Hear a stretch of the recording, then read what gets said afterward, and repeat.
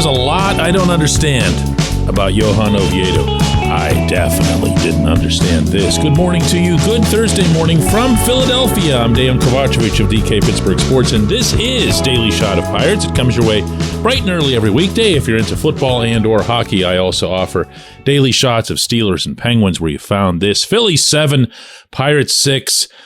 It was a 5-0 lead for the visitors, and Oviedo basically threw it away. Looked solid, sometimes really sharp early on, and then he wasn't.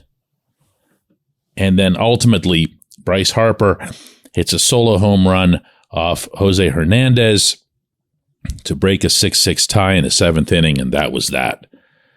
But what was that Oviedo was talking about after the game?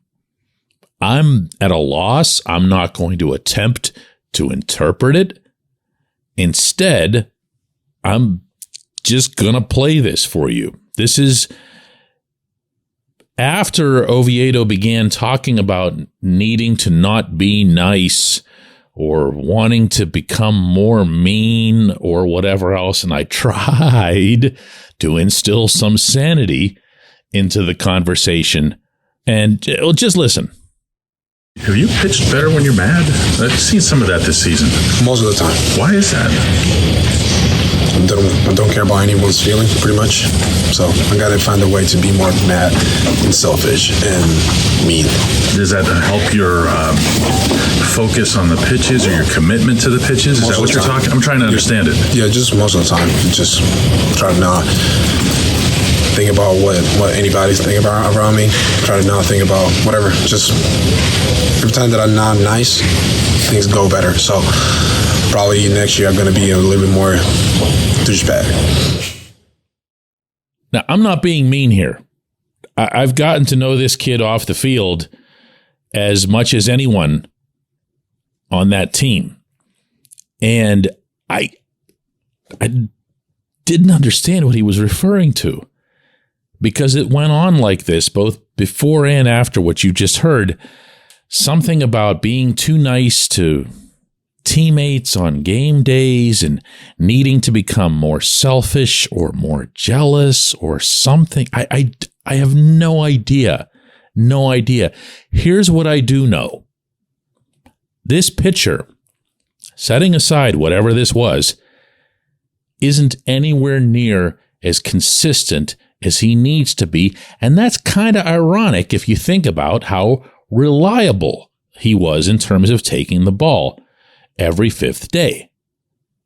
I asked Derek Shelton after the game, just like a general view of Oviedo's season.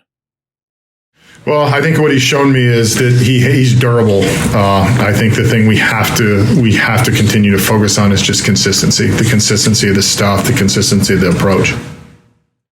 Yeah, he's a big, sturdy kid who looks like what you would imagine a starting pitcher / horse would look like. Old school scouting right there. Got the big frame, big hands, long arms. Looks like he wouldn't even need to break a sweat to turn in 32 starts, 200 innings. And then when you see him pitch as well as he has at certain points in a season, or sometimes just in a certain game, you go, okay, yeah, there it is. He's found it. He's got the answers. Next time out, he doesn't. And then you think, wow, that's it. He's just a bust. He's no good. He's not somebody you can count on for next season. And then he comes back in the next start and does the other thing to you. And it's you could just tell. I could just tell from being in that office with Shelton that when I asked that question, there was like, what do we do with this guy? What do we do with him? Because he doesn't make sense. He doesn't make sense on the mound, and apparently doesn't make sense off of it either. But here's something else to consider. As this season is continuing to wind down, and of course it ends with a home game Sunday against the Marlins, you still see only two pitchers, two names showing up in this rotation on a regular basis. And that would be Oviedo and Mitch Keller. Everyone else is a TBD until they're not. As I walked into the clubhouse last night after the game, a team official says very quietly, hey, by the way, tomorrow's pitcher is Luis Ortiz. Okay, I make note of it, whatever. I make sure that I get it up onto our website and so forth.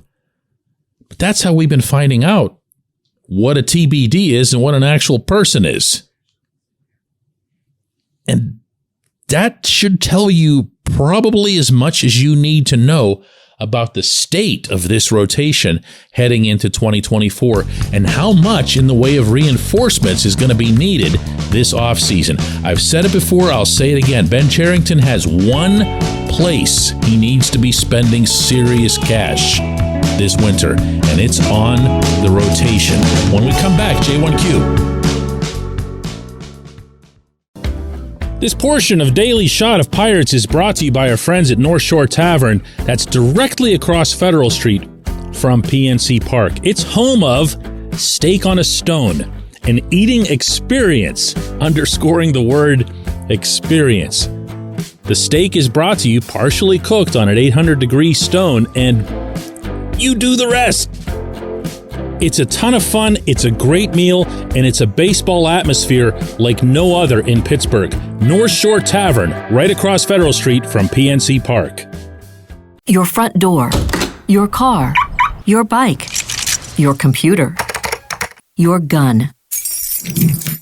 Safety is a habit. Every day you lock and secure your home and everything you want to keep safe. Gun safety and responsible storage are no different and the best way to help prevent accidents, misuse, and theft. If you have a firearm, own it, respect it, and secure it. Visit ProjectChildSafe.org. Brought to you by the National Shooting Sports Foundation and the Bureau of Justice Assistance.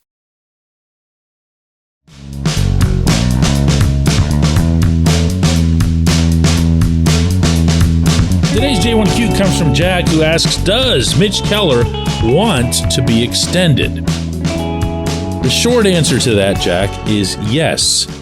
The more expansive and valuable answer is yes, everyone does.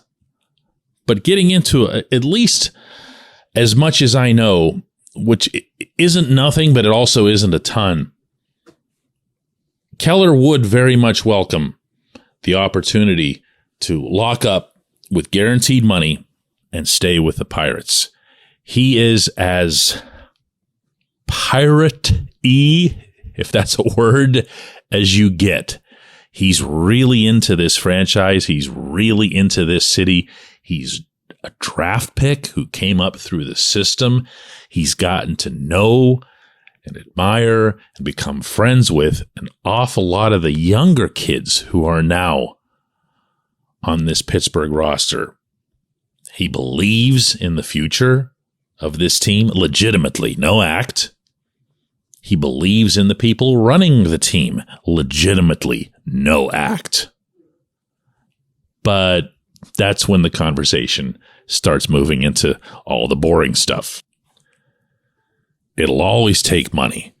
Everything else that we throw into the mix, whenever people like me and you discuss or debate these things, you can wrap it all up in a ball, put it over in the corner, and then get to the real work, because it takes money. It took money to get Brian Reynolds done, even when things started looking rough. It took money to get Brian Hayes done. It's going to take money to get Mitch done. As I see it, from the team perspective, I don't think there's any choice. Yeah, there's a couple more years you can go with arbitration. You can do that. But you're not going to keep somebody even for another year if you don't think that there's a chance that they'll stay longer term. That makes very, very little sense. It doesn't make no sense, but it makes a really, really small amount. The reason I say it doesn't make no sense is because if you think that you're going to be a contender, if you think that you've got a chance to do something next year, you keep Mitch. Now, I'll repeat and re-emphasize, because this is pivotal to this, the Pirates still hold his rights through arbitration for a couple of years. They don't have to do anything. They can just go to an arbitrator and let the arbitrator pick his salary, and that's it. He's committed to it unless he just quits baseball or whatever. So he's still a couple of years away from free agency. But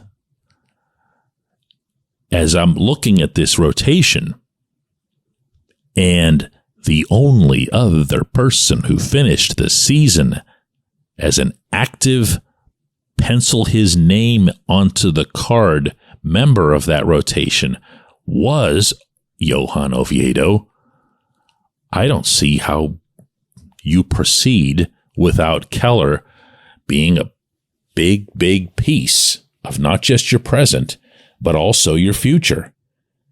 Everyone can have all the high hopes that they have, and they should, for Paul Skeens. Great. You can have not as high, but reasonably high hopes for a Jared Jones, maybe even Luis Ortiz. Maybe something will happen and Roansy Contreras will magically rediscover his 98-mile-an-hour fastball. But you're getting into a whole lot of crossed fingers there, even to an extent with Skeens. Or if Skeens were to become everything that everyone hoped, and he's the only guy in the rotation that you can count on once every 5 days, that's not going to cut it. Get Mitch done.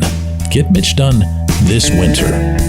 I appreciate the question. I appreciate everyone listening to Daily Shot of Pirates. We'll do another one of these tomorrow.